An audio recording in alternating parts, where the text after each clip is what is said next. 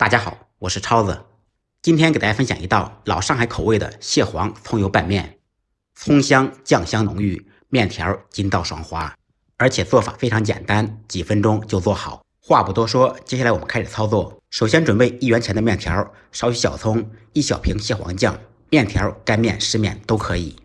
先把小葱切成小段，剩下的这一点葱叶子切成葱花。拌面好不好吃，关键在于这一碗料汁。碗中放入3小勺生抽，1小勺老抽，半勺香醋或者米醋，2-3克白糖，具体根据个人口味。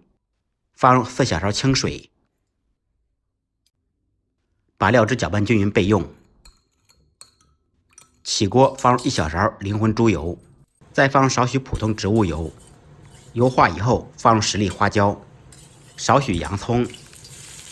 放花椒和洋葱可以去除猪油的异味。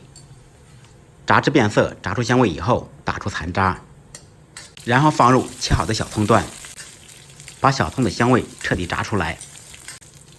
炸至漆黑麻糊，成这种状态就可以了。把小葱和一些葱油盛出，我们做一次用不了这么多油，葱油下一次吃的时候可以继续使用。剩下的葱油稍微晾凉，晾凉以后倒入调好的料汁，开大火把料汁烧开，烧出酱香味。开锅以后关火晾凉，倒入盆中。起锅做水，水开以后放入面条，我今天用的是干面条，干面就稍微多煮一会儿。开大火烧开锅，开锅以后加入1小勺清水，继续开大火烧开锅。再次开锅以后再次加入1勺清水。第3次开锅再煮1分钟，面条就成熟了。这就是所谓的3开饺子2开面，做饭的规矩不能变。面条煮熟以后，把面条捞出。做拌面最好不要过凉水，因为过完凉水的面条不容易沾上酱汁，做出来不好吃。面条控水放入碗中，放上炸好的小葱，放入准备好的蟹黄酱，想吃多少放多少，实现吃蟹自由。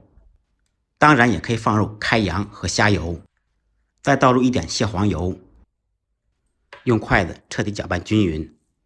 这面条闻着就嗷嗷香。拌好以后盛入盘中，